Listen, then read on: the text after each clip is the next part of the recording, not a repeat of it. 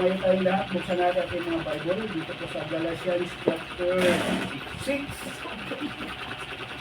Galatians chapter 6, verse 7 hanggang 9. Ay, verse 7, tama. Verse 7 hanggang 9. Galatians chapter 6, verse 7 hanggang 9. So, hanggang na po tayo. Sabi po, Galatians chapter 6, verse 7 hanggang 9. Sabi ng Biblia, huwag tayong padaya, ang Diyos ay hindi napapadiro, sapagkat ang lahat na nahasip ng tao ay siya namang kaanihin niya. Sapagkat ang naghahasip ng sa kanyang sariling laman ay sa laman magaan ng kasiraan. Datapwat ang naghahasip ng sa Espiritu ay sa Espiritu magaan ng buhay na walang hanggan. Ngayon sabi niya, at huwag tayong mapagod sa paggawa ng mabuti sapagkat sa kapanahunan ay magsisipag-ani tayo kung hindi po tayo maghihimaw o ganito. Magpray ulit tayo. Dakilang Ama na magpagpala sa lahat. Maraming salamat po sa oras nito. Salamat Panginoon sa pribilyo sa oras nito, Lord, na ako po'y magamit sa gawain ko ninyo. Lord, dalayan ko Panginoon na ang banal na Espiritu Lord ay magbigay ko sa akin ng kakayahan ko Panginoon. Naniniwala po ako Lord na kung sa ating kakayahan lang wala akong magagawa. Buksan mo rin po ang kasipan ng bawat isa sa oras na ito. Patawarin kami sa mga kasalanan ko kami. Dahil ito po aming dalangin sa Panginoon. Ayon pa ng Isus. Amen. Ano po, maraming salamat sa bawat isa. Maari na sa Panginoon. Ang pamagati na pag-aaralan natin sa oras nito ay listening as not binary in will doing. Ano po. Kung atin pong isipin, mapatid, ano po, sa ating kapanahonan, kung mapagmatyan po tayo, ay maraming mga nangyayari sa ating buhay. Ano po, mga kalamidad nangyayari. Kumbaga, pahirap na po ang buhay. Mayroon ba magsabi dito na hindi nahihirapan sa buhay? Sagana sa buhay palagi? So, kumbaga mga kapatid, ano po, talagang pahirap ang buhay. Marami pong mga kabuhayan ang nasira, mga ari-ari nasira, dahil po sa mga kalamidad na nangyayari, ano po. Nakakalungkot nga, mga kapatid, ano po, kagaya nung nakaraang buwan, buwan tayo pumunta ng Bicol, Pastor? October yata? October 14, nung nagpunta kami ng Bicol, ano po, halos 1 week kami doon. Pagka-alis namin ng Bicol, mamaya dumating na yung bagyo na nasalanta yung parte ng Bicol. Natatandaan yung Batangas. Batangas, makita po natin yung mga bahay, parang nangyari sa lahat, di ba? Natabunan yung mga bahay, mga sakyan natabunan. So kumbaga mga patid, ano po, doon natin masasabi na pahirap na po ang buhay. Hindi natin, kumbaga sa mundong ito, walang kasiguraduhan sa mga pag-aari po natin, ano po. Mga patid, kaya yung iba, mga patid, marami yung parang nawawalan ng pag-asa. Nawalan ng pag-asa na maka-recover pa sa mga ari-arian nila na natabunan, ano po. Pero sa atin mga patid, bilang isang mananampalataya, mayroon po tayo pinagkukuhanan ng lakas. Ano po. Walang iba kundi galing sa ating Panginoon Diyos. May pag-asa po tayo mga patid. Sa lahat po ng hirap na nangyayari sa ating buhay araw-araw, mayroon po tayong provision lagi galing sa ating Panginoon Diyos. At panghawakan po natin mga patid yan, ano po. Dahil ang Panginoon Diyos, mga patid, na ating pinaniwalaan, Panginoon Diyos na ating tinanggap sa ating puso, siya po ang nagmamay-ari po ng lahat na nakikita po natin sa ating paligid. Ano po. Amen. Ano po. Kaya mga patid, sabi ko nga, ano man po ang nakikita mo sa mundo ito, siya po ang nagmamay-ari ng lahat. Ngayon ang tanong, mga patid, paano po natin malalagpasan ang mga kahirapan ito na nangyari sa ating buhay? Lagi po natin tatandaan, mga patid, na anuman po ang sitwasyon sa ating buhay, anuman po pinagdadaanan natin ngayon sa ating buhay, tandaan mo, ang pangako ng salita ng Panginoon Diyos ay hindi yan napapako. Hindi kagaya sa atin, mga patid, ha? Pag nangako po tayo, okay yung pangako natin kung nasa tamang kondisyon ng ating puso. E paano kung nagkamali yung tao pinangakuan mo? still yung pangako mo ay mananatili, hindi kayo magbabago. Pero ang Panginoon Diyos, andun ka man sa kahirapan, andun ka man sa kaginhawaan, ang kanyang pangako ay totoo. Amen. Kaya nga, unang punto po natin, mga kapatid, mabilisan lang kasi sabi ni Pastor Toto, dapat mag-preach ako 1 minuto lang. Pero sisikapin ko matapos yan sa 1 minuto kasi 8 po ang punto po natin ngayon. Ano po?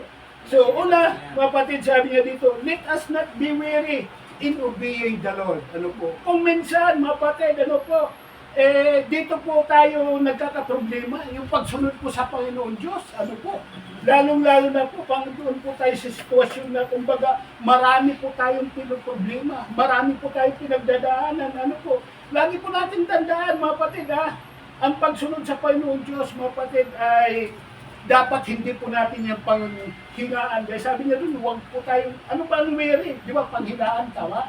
Huwag po tayong panghinaan ng pagsunod sa Panginoon Diyos kasi sabi dito, kailan po tayo makakatanggap ng blessing, di ba, kung sumusunod po tayo? Tandaan po natin, mga kapatid, sa ating mga anak. Lahat, sino ba dito may mga anak na? Sino may mga anak na dito? Lahat ba may mga anak na? Oh, so, wala pa. Halos lahat dito may mga, ay ito wala. Wala ko po. Pero may asawa. Ay, hindi pa dumarating. Hindi pa. Kumbaga, matatalakay natin yan, mga patida. Tingnan po natin sa mga anak po natin, mga patida. Kapag yung anak po natin, ninutosan po natin, sabi ko nga, lahat po tayo dito may mga anak na, ha? Tingnan po natin sa ating mga anak. Kapag inutosan mo, ay anak, kunin mo ito. Ayaw po ma, wait lang. Oh. Wait lang, sabi niya. Ay, anak, kunin mo ito. Wait lang na. Di ba? Nagawa mo na lahat yung gawain mo, pero yung inuutos mo, wala pa. Oh, may mga anak kayong ganon. Oh, di ba halos lahat? Pero yung anak mo na, ay anak, kunin mo ito. Maya-maya magulat sa mo pa, ito na. Tingnan po natin na, yung anak mo na yan, nautos ka ng utos, mamaya wala pa. Mapahingi ng pera. Oh, tumatawa kayo, di ba? Oh, tumatawa kayo. Hindi ka kagad magbibigay. Bakit? Hindi niya tinutuloy. Hindi masunurin eh. Oh, tumatawa kayo. Pero yung anak mo na isang utos mo lang mamaya, o pa ito na. Kabilis mo magbigay kahit wala kang pera. Pag alam mo na kailangan yan, dunukot ka. Bakit? Masunurin yan eh. Ganon din po tayo sa harap ng Panginoon Diyos. Kapag masunurin po tayo, ang blessing ay nandyan. Amen. Oh, pero kung pasaway ka, aasa ka ba na may blessing na darating sa'yo? Pasaway ka. Hello. Oh, huwag kang umasa na may blessing sa'yo. Bakit pasaway ka? Pero kung masunurin ka, asahan mo na may blessing na darating sa'yo. Hindi ako nagagalit. Di ba, Libra, susulitin ko, sabi ni Pastor Toto, ilang taon na hindi kami nagpunta eh. Oh. Naiintindihan ko Ay, naintindihan siya. Matagal-tagal na hindi kami nagpunta kaya tataas-taasan ko yung busis ko ngayon. Kasi sa susunod si Pastor Wandag na yun nandito eh. Sabihin nyo na lang kay Pastor pagka dumating siya, ay yung kalbo na nagturo dito kasi sigaw-sigaw. Ito naman ang mamumukhaan niya kasi ako hindi yung maalala kasi madalang na ako magpunta. Kasi mga patid, may magawa, hindi po tayo doon sa Alicia, ano po. May mga Bible study rin tayo doon na pinupuntahan. Kumbaga ngayon, nagkataon lang na nasama ako itong kalbo na isa. Kasi sabi niya, mayroon po tayong sisiran ng salita ng Panginoon Diyos. At Togan Bidogdoria, yung kapatid ni Brad Born, hinihipag niya, ay tumanggap sa Panginoon Diyos. Ano po. Kaya mga patid, kapag tayo po ay masunurin sa ating Panginoon Diyos, asahan po natin na may blessing po na darating sa atin. Isang halimbawa dyan na totoo. Totoo yun sa ating mga anak. Kasi bawat isa sa atin, may kanya-kanyang anak na experience po natin kung sino sa ating mga anak ang madaling utusan. Sabi ko nga kahit hindi magsabi yan na may pangailangan, usa kang magbibigay. Bakit? Masunurin yan. Ganon din po sa atin mga anak ng Diyos. Kung masunurin po tayo, naniniwala po ako, na hindi magdadalawang isip ang Panginoon Diyos, mabigay ang pangailangan po natin. So pangalawa, let us not be weary in serving others. Ano po? Sa paglilingkod natin sa iba, mga patid, may masasabi ang mga tao. May masasabi, gumawa ka ng mabuti para sa kapwa mo, may masasabi yan. mas lalo na gumawa ka ng masama, mas lalo may masasabi. Oh, parang saan tayo lulugar, mga kapatid? Ano po? Mayroon ako isang example dito. Ito, totoo talaga ito. Totoo talaga ito. Yung pasensya na! Hindi ko alam kung sino yun. Salita kasi ng Panginoon. Amen. Walang sinisino, kumbaga. Walang sinisino. Ano po?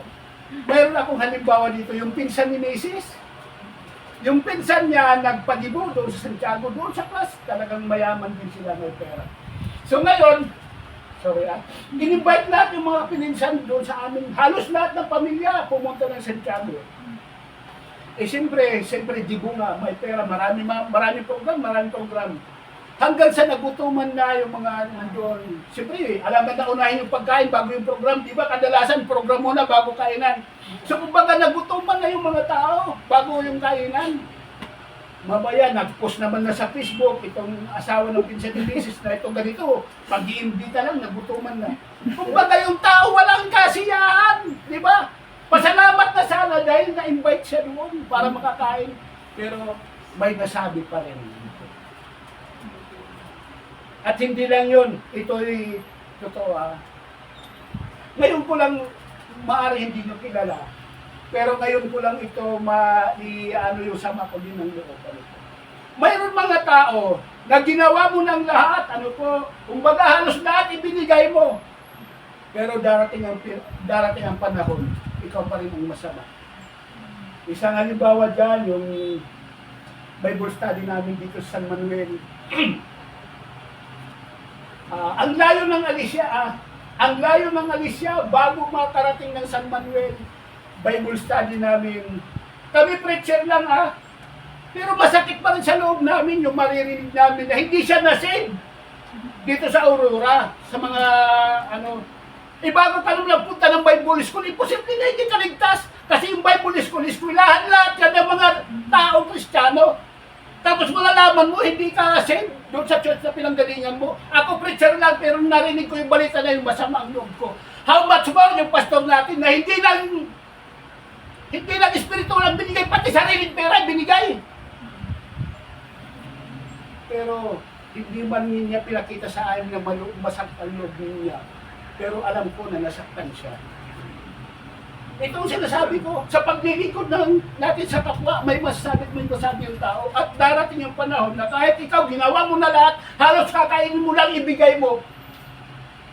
Ano ang nagiging resulta? Andoon sa ibang dupalo. Pero makita natin sasabihin ko na ba? Pero hindi natin kinakitaan ng ating pastor. Nakikita niyo, Pastor Wandang, hindi namin kinakitaan na pinanghinaan ng loob. Patuloy siya na naglilingkod sa Panginoon Diyos. Kasi sabi niya, huwag tayo panghinaan ng loob, magpatuloy tayo na maglingkod sa Panginoon Diyos. Amen. Okay. Lagpas na tayo sa 1 minuto. Pangatlo, kapatid, let us not be weary in supporting our family.